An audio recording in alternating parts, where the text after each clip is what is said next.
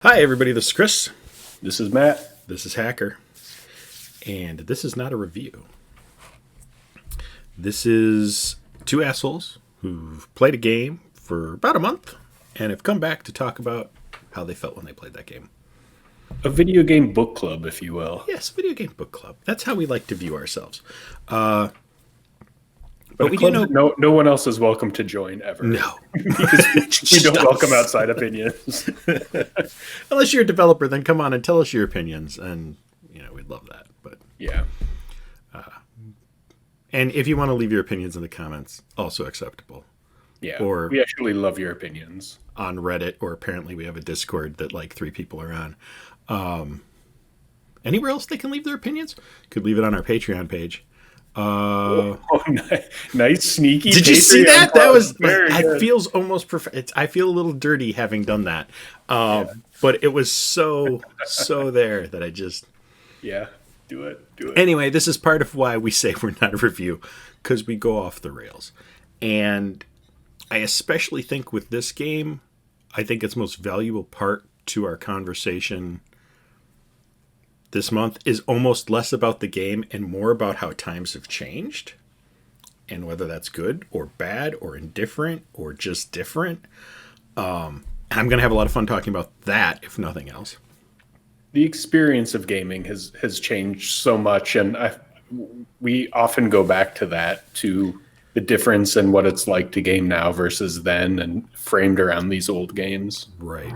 And this game is such a special capsule of that if you haven't played this game and you're coming here to check out what this game's about, I want to just take a moment before we even dive into it and say, stop doing that for this game. If you want to play this thing, probably don't listen to this program until you've played it. The instructions say, the instructions, there are no instructions. And this is sort of the I want to give you a setup to go play this game, then come back when you're done. We'll wait. The instructions say this is a game of trial and error.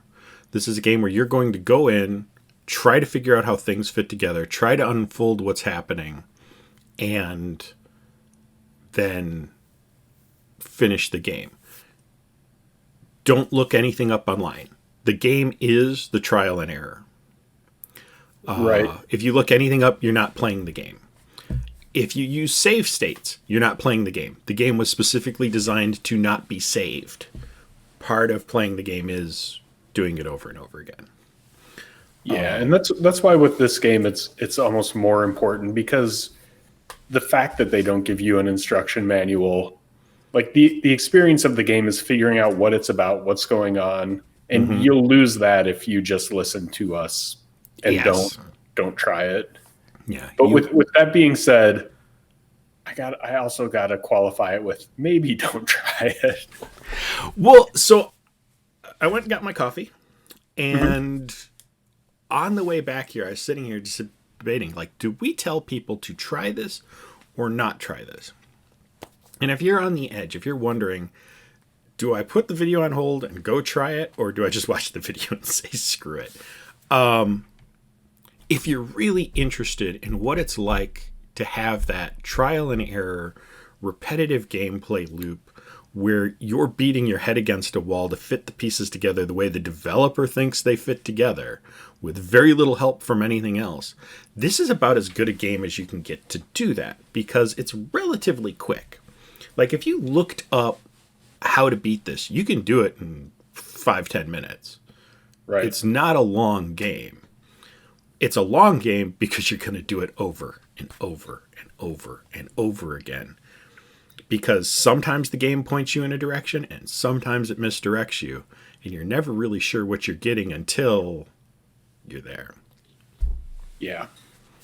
So, with all that being said, I think, let's talk about the history of it, and then we'll dive into the actual game, and that's where people can maybe piss off and right. So when we finish up the history, at this point going forward, at any moment you might start getting spoilers. So yeah, you know, at this point, we warned you.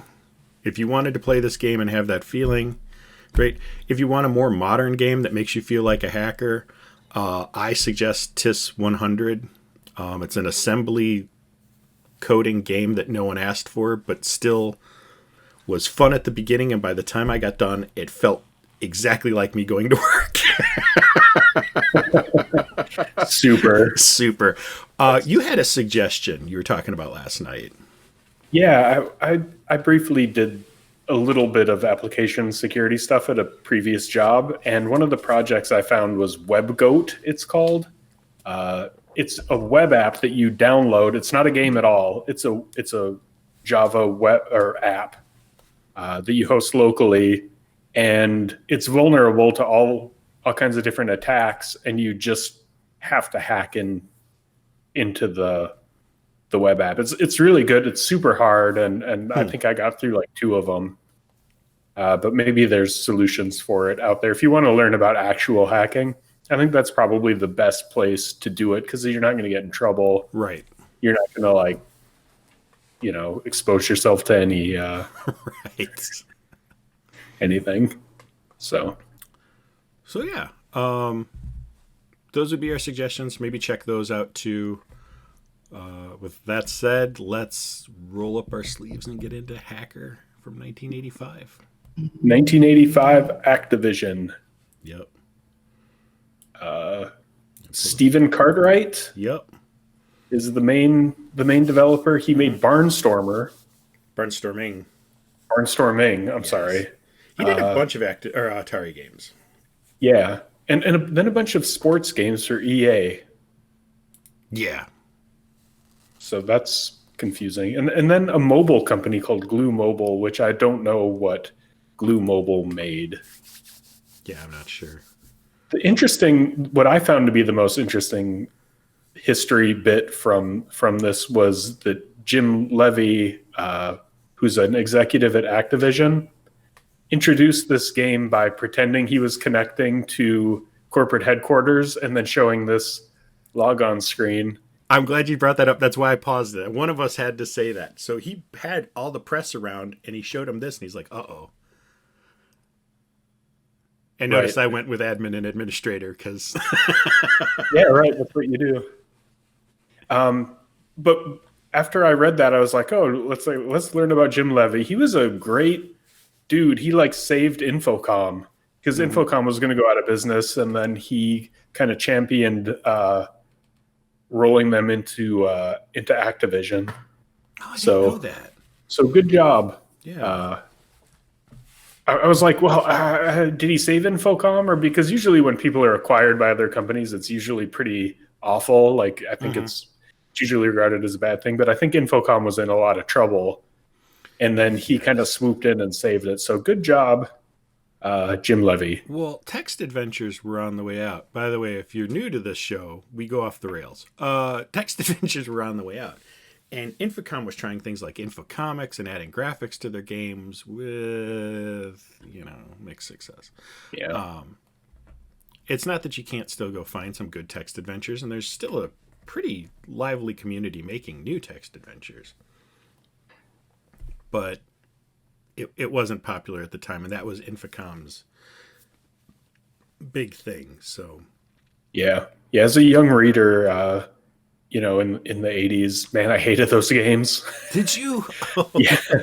Yeah. My brother would play them, and I just he read much faster than I did because he was 4 years older than I was. And so I couldn't keep up, and I wanted to watch him play computer games because I really liked to do that. But man, it just drove me batty. I should put my kids in front of them. Because those helped me learn to type better than anything else. Yeah, right. They were great for that. And I never when I was a kid, the concept of mapping a video game was just right.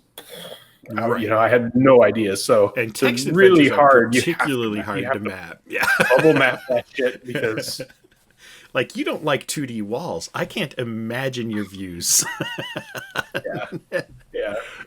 I've paused the shot here because I want to just talk about how absolutely this is supposed to be the security, and press H for help, and then the password has been changed to the current test site.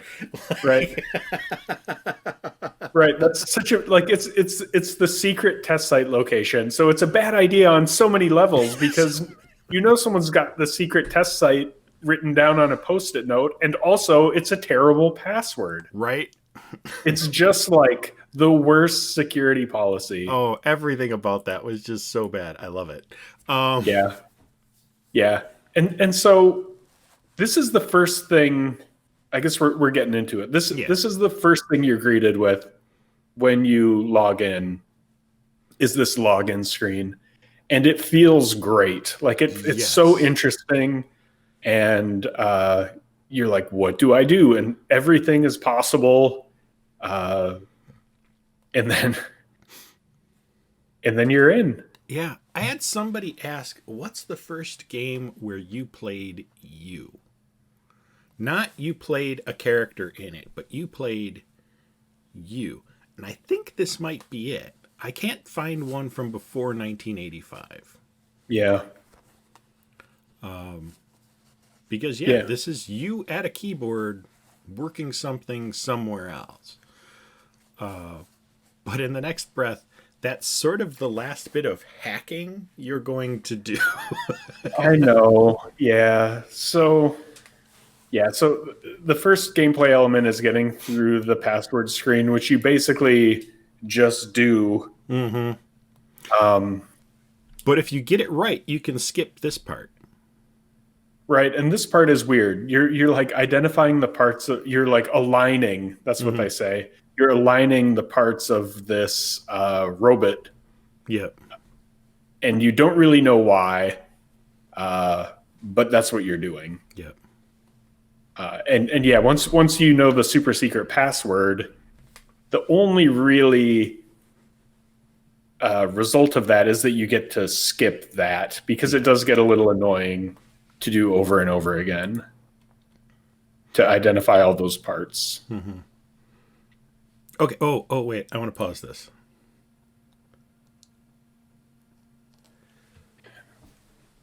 And this, go ahead. You go ahead. No, go. Say what you got to say, because I'm going to have a few moments on this one. I'm going to say a bunch of mean things about this game because it drove me nuts. And I think overall, I don't recommend people play it. But these screens, these warnings, when you get interrupted with these messages, it is very exciting to me in the same way that like end of the world disaster movies are exciting to me. You're like, all this stuff is happening. Like, you don't know what's going on. It's really exciting. And I loved all these little interjections, and you get the sense that there's things happening in this world and that you're part of it. But you don't know what the big picture is. You don't know what's going to happen. And that is where this game, I think, succeeded the most. Yes. I definitely feel that. Like, it did a great job of world building with very minimal things. What version did you play? I played the Commodore version. I also played the Commodore version. I know the Amiga looks better, but I don't know. Something very Commodore-y. I thought the Apple looked better than the Commodore too. I looked at some gameplay from the Apple, and I thought it looked kind of good compared to the Commodore. So it seemed to move better. But what's that? So maybe we played the worst version. I don't know. The DOS version didn't look great. Had its moments, but that EGA CGA palette was a bit much for me. Yeah. My thing with this particular screen, is Australia was literally on fire from global warming shit last year. Right. And this is a possibility of unlimited energy on the chance we lose Australia. Do we want to stop this? I'm kind of on the company's side. Wow. Way to alienate our Australian contingent of our audience. I'm saying they're losing it now for sure. We only might lose it with the possibility of unlimited free energy for everyone. About the poor kangaroos and the dingoes. Then let's bring this out in public. Let's go lose Antarctica. We can lose Antarctica. Let's dig down there. We can't lose totally lose Antarctica. No. I think we could lose. I don't want to get into which continent we can lose. I don't think that's the right conversation to have today. Well, I mean, if we're losing Australia, we'd only lose part of Antarctica, wouldn't we? Anyway, my point is unlimited free energy, but there's a risk, or we know we're fucked. I'm just saying. That's some hardline shit, man. Right? But 1985, you're right. Like, I don't want to lose a continent for something like this. We'd have it. This isn't right. But today, I'm like, let's talk. Let's. Right.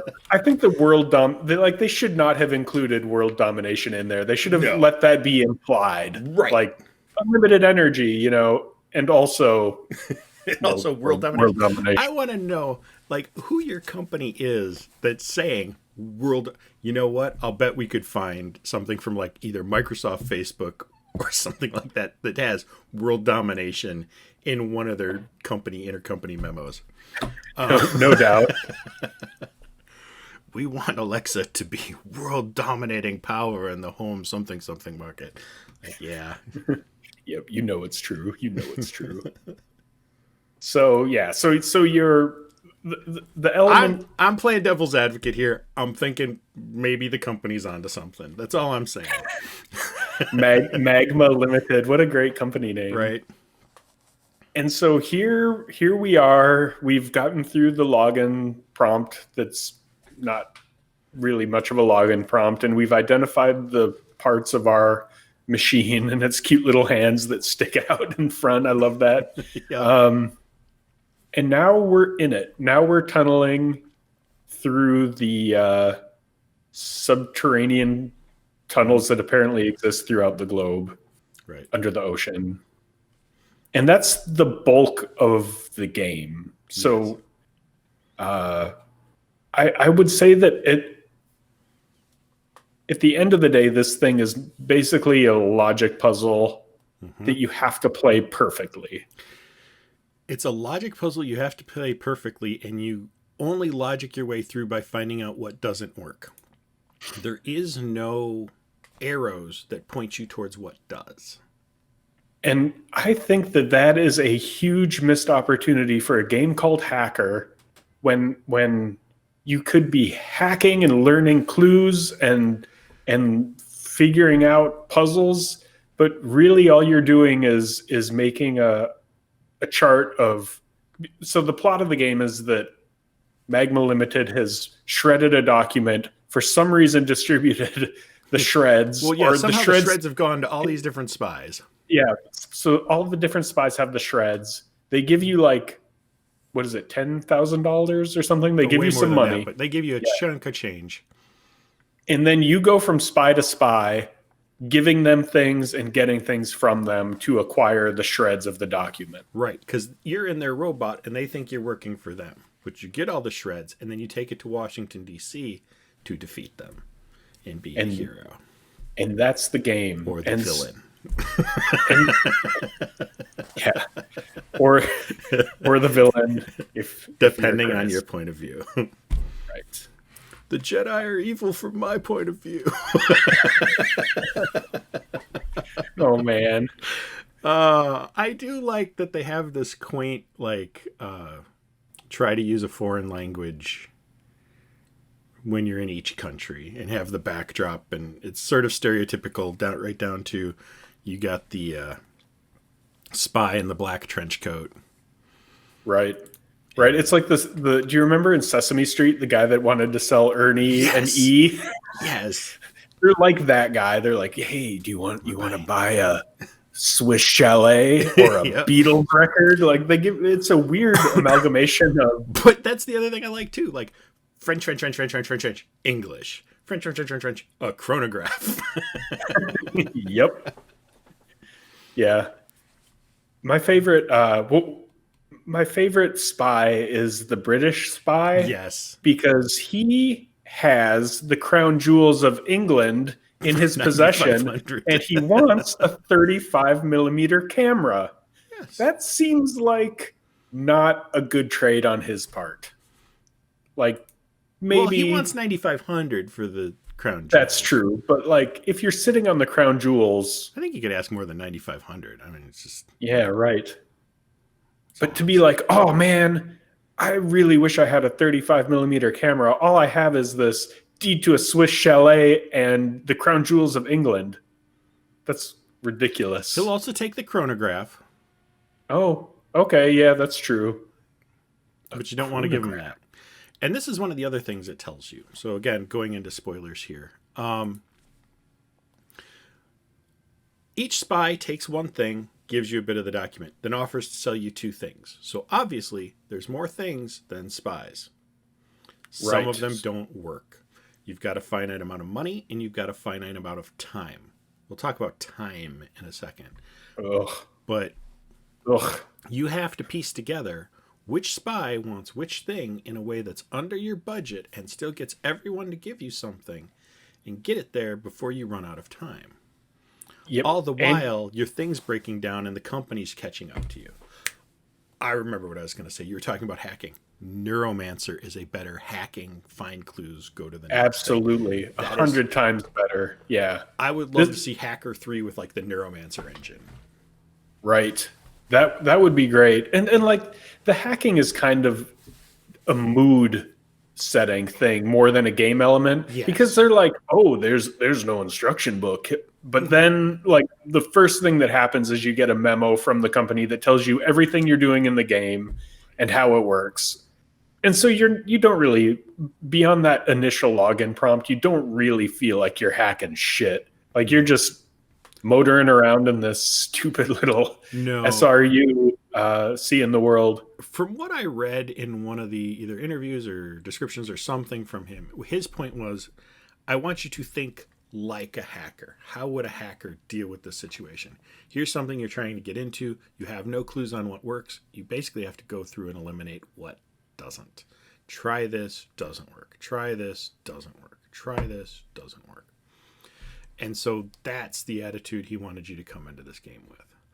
I think that works. I think he achieved what he set out to achieve. Yeah, but should he have set out to achieve such a thing? It's really annoying because you can play this game. You can be like 3 steps from finishing it, having solved this intricate logic puzzle. I mean, this probably wouldn't happen, but then you can get interrupted by a satellite and lose the whole game and have to start all over because you didn't write down some arbitrary thing in the beginning of the game. That is, you've discovered a thing you need to write down. And then you've got it written down and you don't need to use it. I mean, you play it again. Then you just do it again. Yeah, and then when you get hit with that, you use it. Because like if you answer the 4 questions of the satellites, they leave you alone. Right. The timer is not like, this threw me off too because it said timer. So when I started playing, I'm like rushing to get stuff done as fast as I can, talking to the spies as fast as I can, moving as fast as I can, and then realized no, they're counting steps. Right. And so you have to have not only the solution to the logic puzzle of who wants what and what you can afford to buy, you also have to have a perfect path that you follow through each of the locations. Now, I did this all without looking it up, without checking anything. So I played through, got to a step away from winning, and did a quick save because I wanted to check something. I took an extra step and the game ended. The game is mapped down to you have 1 extra step you can mistake and not lose. Yep, it requires play it perfectly. It requires perfect play. And the question you just answered from the satellite, the first time I got hit, the first question the satellite asks you is, what's the name of the company? And you're like, I remember that. It's Magma Limited. So I typed in Magma Limited, and it requires the punctuation to be perfect. Like that's what you're dealing with. I just typed Magma one the first time I did it. But you don't get it right if you do that, because I did the same thing. Bounces you out. Right. And then you lost, and then you start over. And this is what I mean by the game can be very fast. So there's a pretty good iteration. It's not till you start getting to the end where that iteration cost starts catching up with you. But even for a game back at the time, like, it's not like King's Quest, where you might be 90% done and then discovered you gave the sack of gold you need to give to this thing to actually win to the leprechaun or something. You know what I mean? Like, you're not ever going to be in a fail state where they just end it. Like, we've talked about this in the past. If you're going to end it, just end it. Don't put me in an unwinnable position. And this game does. It does put you in an unwinnable position. No, this game? Well, it can't it? I mean, you can give the wrong thing to the wrong person. Right. But it's still relatively short. Like, it's not like you're going to be going for an hour. You're not going to spend hours. That was my original point, but you're right. It can put you in an unwinnable position because you can give the wrong thing to the wrong. Or if the first step you take is in the wrong direction, you're done. Yep. So, but I think the way to play this, like, the first thing you should do is just map the whole world. You're going to have to make a map. Your first time through, maybe your first 2 times through to get the whole thing accurate. Or actually maybe several times, because the other mean thing they do, this drove me nuts. They take away your ability to see where you are on the map. Eventually, and if you don't remember exactly where you were when that happens, you're done. Whoa, something's happening. Oh, sorry. Something's happening on the computer. I was hacking things. No, let me pause this for a second. And now, if you're watching along, I've deliberately played poorly in this recording. I had already beaten the game, so now I'm playing in a way where things don't work, things don't make sense. But I am going to show you something that I made to help me win. So this is a good moment to look away if you want to look away and, just listen or something for a few seconds. I'm going to shut this off. I'm going to turn this on. Oop, yep, there we go. This is my... There we go. This is my chart I made to figure out who needs what. That's a nice chart. I opened up Google Docs to the side and would deliberately go to places and just who needs money? And I went to every single place to find out who would take money. Found out only one person would. Okay, well, that narrows that down. I don't have to guess anymore on that. And you're going to need to do stuff like this if you want to beat this game. This is a game where you are going to have to roll up your sleeves and do the work. Over and over and over again. Because obviously, if you don't give the money to France, you can't do anything else. So I had to just drive around everywhere, not doing anything else, knowing I'm going to lose this play. Right. This is where you start setting different expectations for yourself in the game. And I think, and we'll talk about this in just a second, where modern games changed, where we're constantly expecting the goal to be set by the game, or it's a goal within the game to reward you for it. Mm-hmm. This is goals I set for myself that would eventually get me to the goal to finish the game. And that's find out who needs money. Find out who will take the chalet. 3 people will take the chalet. Egypt, Cuba, and New York. Only one is the correct answer. Right. And you find out that, okay, New York doesn't take anything else. It has to be that. So I can eliminate those other 2 as options because they can't use it. Yep. Yeah, that's the game. It's unique in that you're kind of in the steady state world. It's not dynamic at all. No. I mean, I think the satellite movement is, but there's a clear path from the beginning to the end, and it's always there in the game, and you can always take it. But the game is finding out what it is. Yeah. And starting over again and again and again. Mm-hmm. And piecing it together. And I'm not sure if I miss this philosophy of gameplay or don't, or because this ended, making games like this ended with the internet. Mm-hmm. The moment you can just look up online how to play the game or what to do, games like, and this is, I think, another reason why text adventures just don't have the love of that, because I could just go look up how to get through Zork. I get stuck at a puzzle. Okay, I'm not going to waste more than 15 minutes on it because I literally have 1,000 other games, and this one puzzle is keeping me from enjoying the rest. Right. This mechanic though was cool. We didn't talk about it before, but you set the time with where you are in the world, so Yes. the day and night cycles kind of sync up with where you are in the real world, which is a nice touch. Like that's really clever game design. I wish they would have done more with it. Right. And like that's I think what upset me ultimately about this game is that it feels like a missed opportunity, because like Hacker is so intriguing of an idea and such an interesting, because it was like 1985, right? And hacking was this like really romantic. Oh yeah. And I probably people wouldn't have known what the hell it was really. Well, War Games came out in 1983. Oh yeah. So right.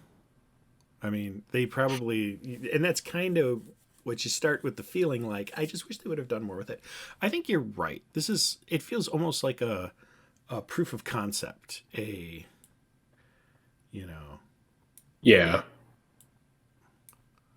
Well, yeah. It succeeds as a story. It succeeds as like a where in the world is Carmen Sandiego introduction to the world kind of thing. Because I really like that all the locations are kind of different, and they made an effort to make the spies seem like stereotypes of the places that they're from. My other favorite spy beside the British guy is the guy from New York who's like, yo buddy, yo, you want stocks and bonds? Yeah, I mean, that's usually not how stocks and bonds are purchased. No. Some stocks fill out of the back of a truck. Yeah. He was good. He was good. It would be fun to translate all these and see how horrible the translations are. Google Translate, Japan was pretty good, but some of the other ones just I couldn't get anything out of. Like I couldn't get the Chinese one at all. So. Oh yeah. Like some of it was just keywords that would work, but other ones wouldn't, and So I gave up when I realized that I wasn't going to get all of them translated, because I wanted to. I thought that'd be really cool. Yeah, it would be. It would be a fun exercise to do, like with an afternoon. Yeah, I have with my notes here like missed opportunities, chances to improve night mode, because all it means is it's dark, and so you turn on the infrared, and now you can call the guy over to do your trades. Yeah. And the other thing I was going to say, like, I originally, when I was playing this game, I'm like, it would make more sense, like, the guy in Britain sells you a Beatles album. Mm-hmm.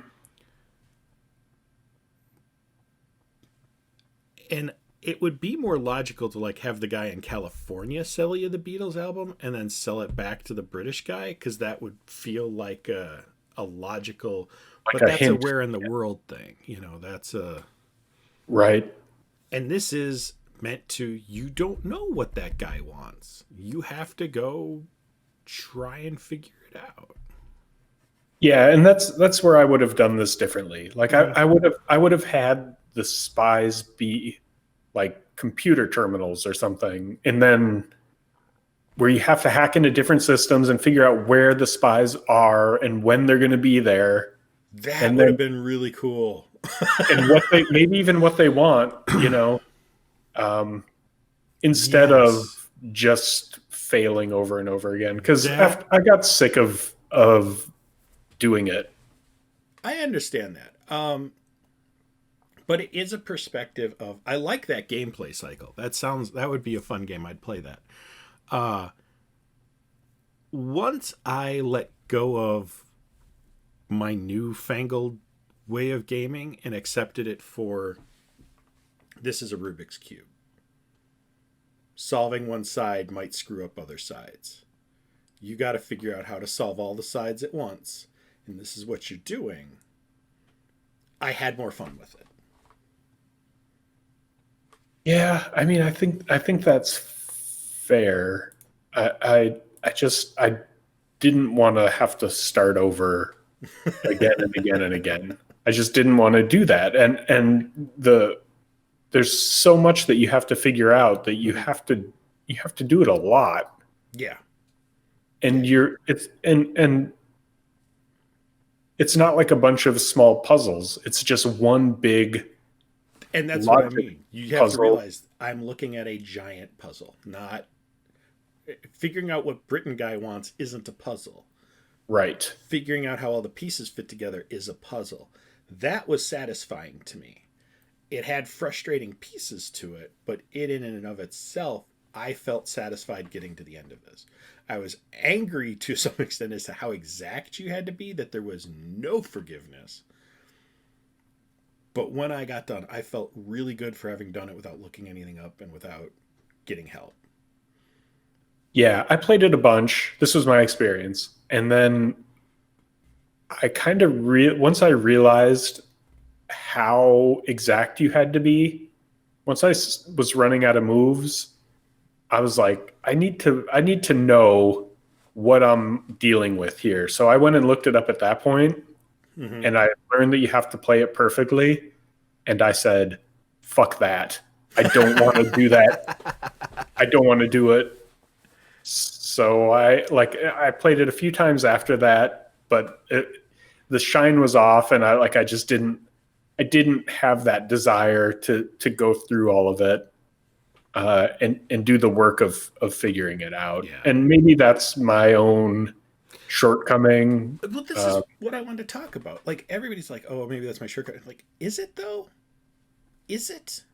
It's not what I would call fun.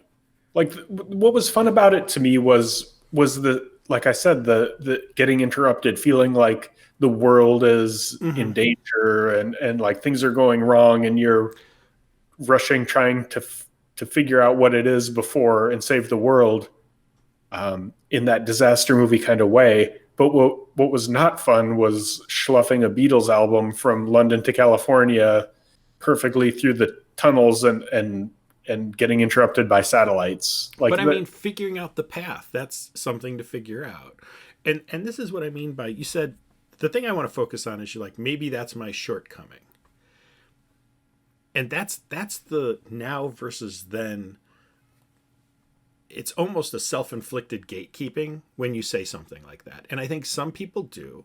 And I think some people also say, if you can't play a game this way, you're not really a gamer, because they're holding on to these retro vibe ideas. I think there's a value to this. I think there's a value to the new way to do things. I wish there were more games like this. There won't be, because of the internet, because people will just look it up. Mhm. But that doesn't mean I think the new way of doing things is a bad way of doing things. Like, I can think of two people who are going to leave comments below who go, fuck setting me up to fail, because you've set me up to fail, and failing is never fun in a video game, even back then. And I can think of other people who are like, raw, hardcore, let's do this. Yeah. And they're all viewers. I know their names in my head right now. The thing is, I don't mind being. We talked about this when we played Out of This World, like where the feedback loop is you dying, or King's Quest, and I don't mind that as much. I find that odd. Well, it's because they're incidental deaths on a march towards success, whereas this is the whole cannoli every time. I feel the exact opposite. I feel this is I know we incremental disagree information. on That's this. so interesting. Yeah, Oh, that's cool. yeah, yeah. Like I'd rather fail over and over again quickly and make slow and steady progress than keep a whole thing in my head based on Well, a you write hundred it down. failures. Well, I mean, you have to keep it all. You have to have the whole picture to beat the game. Here's my thing with the difference between this and for Another World. That room where I was running to the end and then just dying because there were rocks that fell.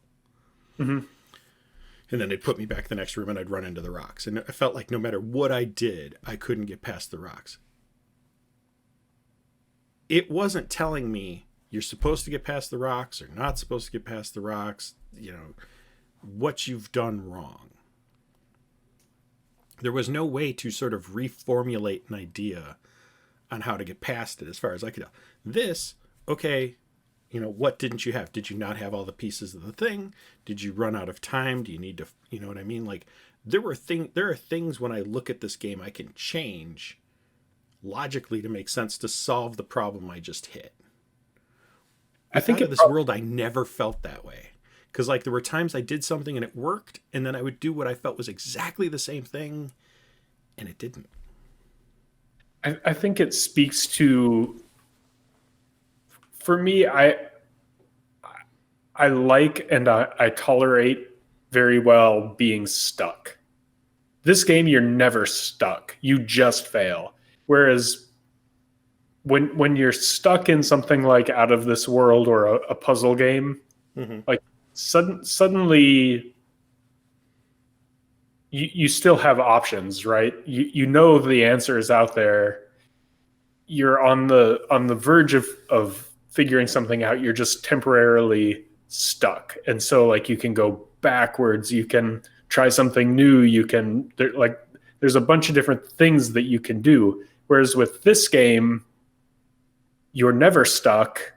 You just are slogging through and gathering data. Does that make sense?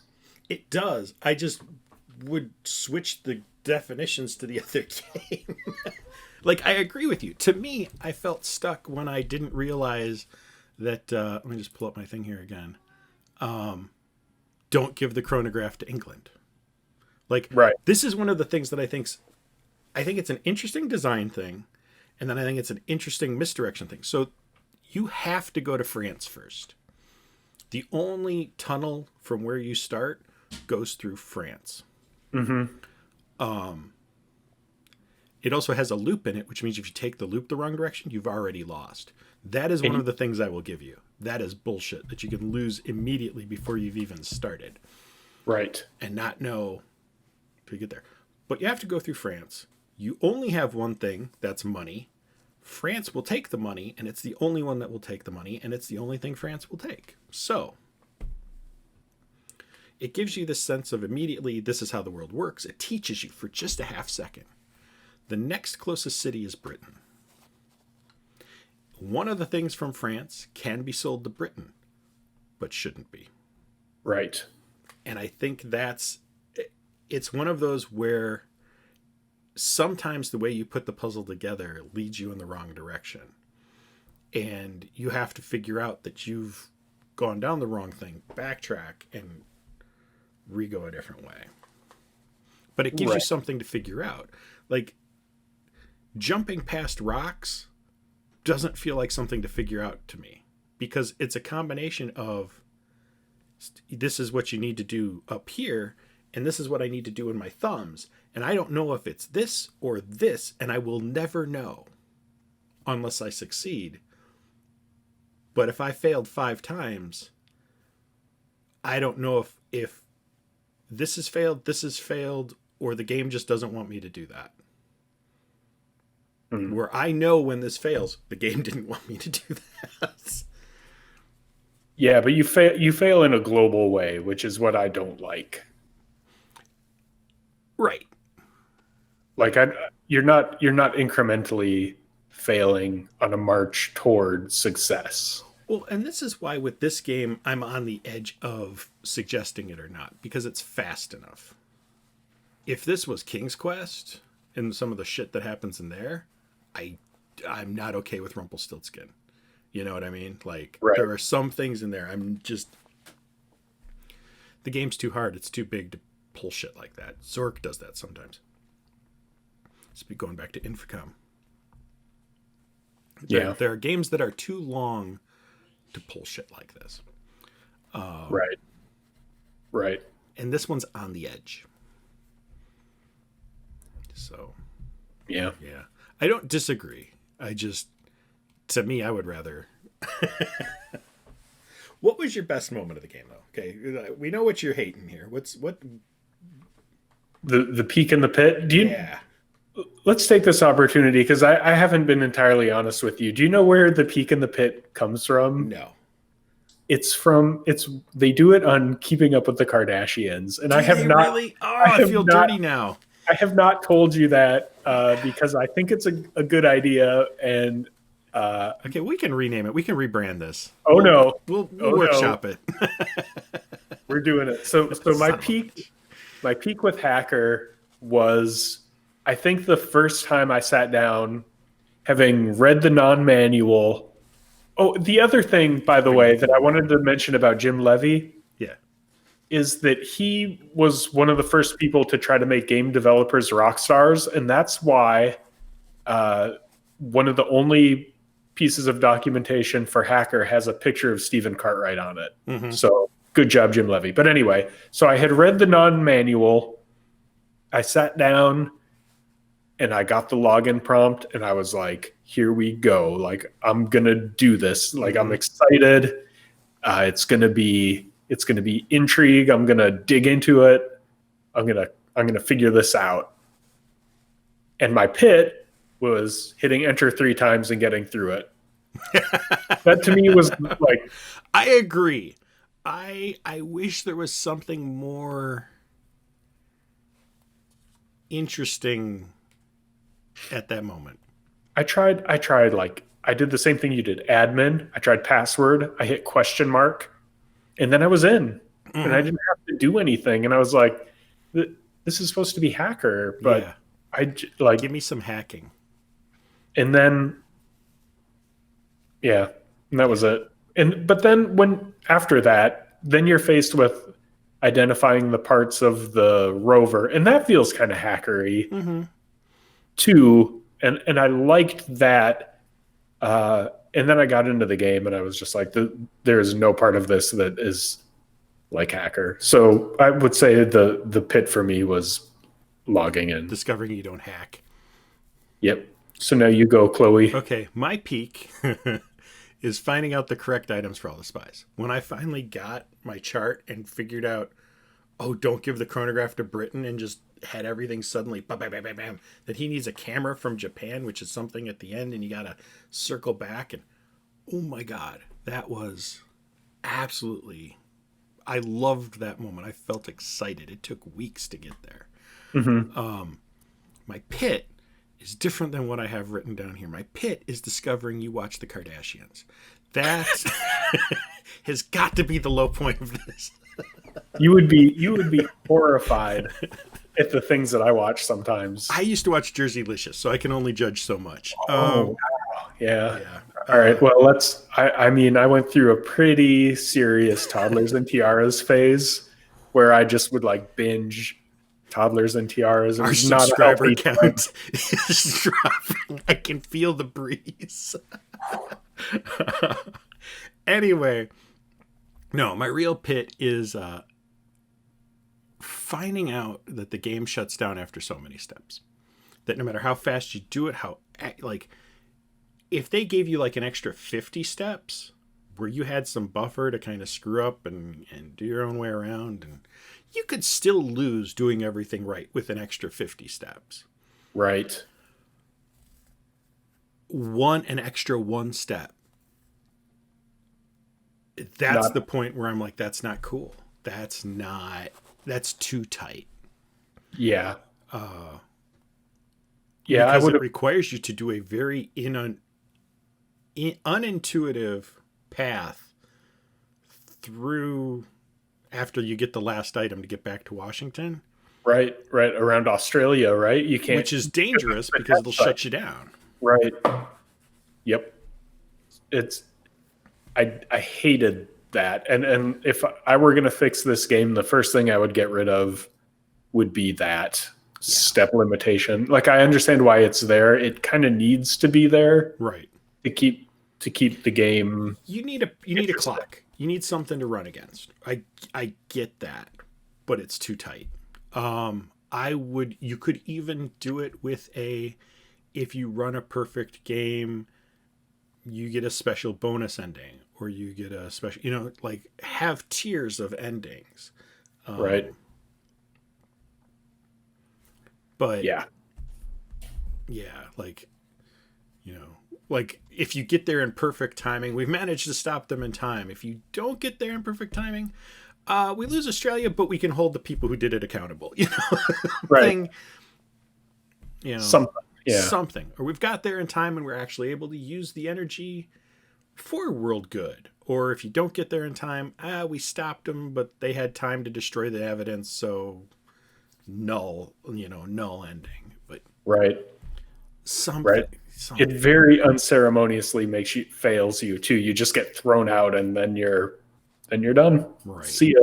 Thanks, Steve. Right. The other thing that was sort of a pit for me, obviously wasn't the worst one. The worst one was that, but was close, is after you move so many, or you get all the pieces, or somewhere in that little time frame, just before you get the last piece, your rover goes blank. Now, if you're someone who, like me, up to that point, had the map kind of drawn, but also kind of just memorized where some of the stuff was, you're hosed.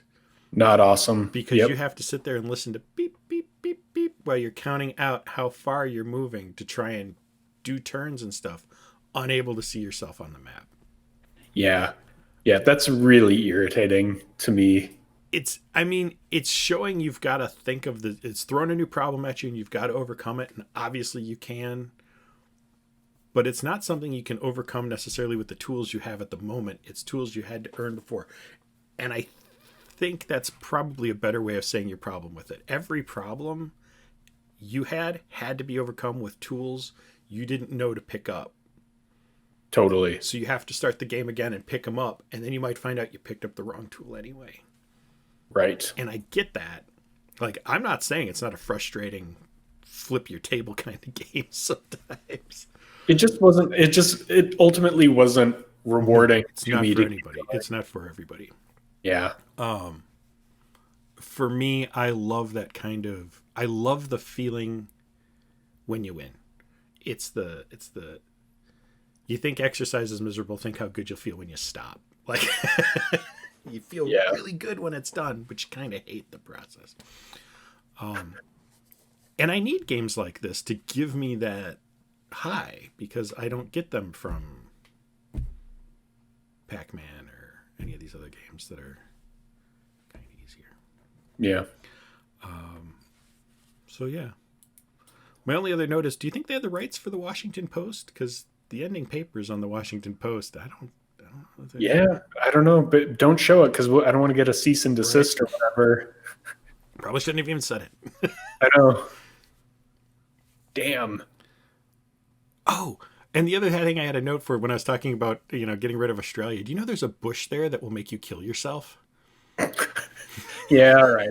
All right, we can lose Australia if it It's so painful. The people have described it as like being lit on fire and doused in acid and stabbed with needles all at the same time. Wow. And all you do is like touch it. And I learned about that the other day. What a horrible world we live in, isn't it? Right. That can just happen to you one day when you're out for a walk. Well, I guess one of the like British officers, back when it was more of a prison colony, his people couldn't find him one night when he was supposed to check in, and they went looking for him, and they found him out in the bushes with a bullet in his head and his pants around his ankles, because I guess he went to wipe with this and he decided, I'm just going to die rather than deal with this, and just put a bullet in his head. Wow. I mean, that is an intense plant. So like, I love the people of Australia. Do you? The people. Sure. Yes. Okay. All your crazy, poisonous, evil monster insects and plants. Could they go away, please? Mm-hmm. Yeah. I don't live there, and I have nightmares about them. Right. You're not advocating wiping out the people of Australia. No. just And their the kangaroos can move with them. I like kangaroos. Sure, I think they're put cute. them on the Koalas. Even the dingoes, even the dingoes can come. The dingoes. We'll put them Find somewhere. I don't know where. Yeah, but only if we means global free energy, and that's the level we've got to be talking. It's not like for $50. We got Well, Magma Limited, nothing was. They're hiring, I guess. They should hire they need someone a security to officer for no shit. That is what they need more than anything. Yeah. All right. Now that I've pissed enough people off and our TV viewing habits have driven away the rest of them, do you have anything else to say about Hacker other than I dragged you through a shitty game this month? It had its moments. I wouldn't say it's a shitty game. It's just like they say every game is for someone. This one's not for me. Yeah. I'm not mad at you about it. It's not Auto Duel. There's it's one not per show. One per show. So it's fine. Like it was fine. The time I spent on it didn't feel wasted. Right. It just didn't jive with my sensibilities, and that's okay because sometimes they're not. Yeah. And I think there's a lot of people whose sensibilities this isn't going to jive with. Oh yeah. And, no doubt. This is not for everyone. That's kind of why I said, like, do we recommend it? I don't. Nope. Like, I put a big asterisk on it at the front. Like, only if you're really looking for a trial and error game. Yeah. Yeah. All right. I'll bring that down. Our short game, Defender of the Crown. Have you tried this yet? Nope. Awesome. Gonna cram some in today, I think. You should get through it in like a day. It's like a little risky thing with some mini games. It's fun. Love it. I love a good game of Risk. Yep. Our next long game, Shadowgate.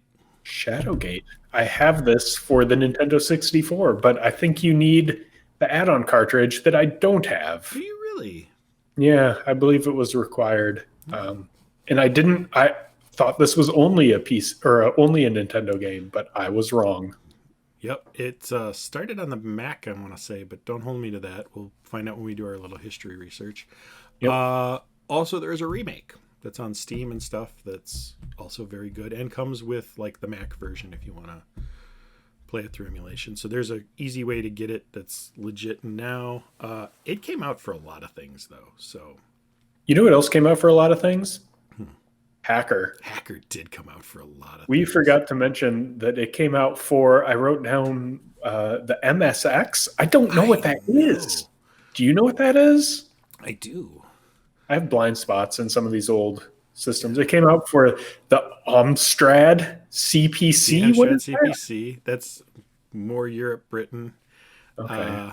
Apple II, Atari 8-bit, Atari ST, Commodore 64, DOS, Macintosh, MSX, PC-88, and the ZX Spectrum. ZX, yes. That one I know. Yeah. I am kind of surprised it came out. Like, that's everything. The ZX is such a tiny thing, and I know it had memory upgrades over the years, but I always just picture it as the smallest thing, and I got to get over that. And the Amiga, which had nice graphics, but for some reason, home to me was on the Commodore 64. So, like, I can't see like this game with a mouse. Like, this isn't something you want to touch a keyboard, and to me, once you get into something with a mouse, it's kind of like Shadowgate, on the other hand, mouse. You're gonna do like everything with the mouse. Cool. So that's our long game, and of course, this upcoming Thursday, still doing Deathlord. We will do at least one story thing. We will attempt the second story thing, and then we'll eat pickles into the microphone. Yeah, pickles into the microphone. We're turning it into an ASMR pickle eating channel now. So watch for that. Place your bets on what we're going to have for snacks below. There'll be something, I'm sure. If you're still watching and haven't left due to Jerseylicious Kardashians, thank you for watching. Thanks. We'll talk to y'all next time. Bye. Big thank you to all of you watching, sharing, liking, subscribing, suggesting games, commenting on our videos, or supporting us on Patreon. We appreciate all of your support and look forward to sharing many more videos with you. Thank you again.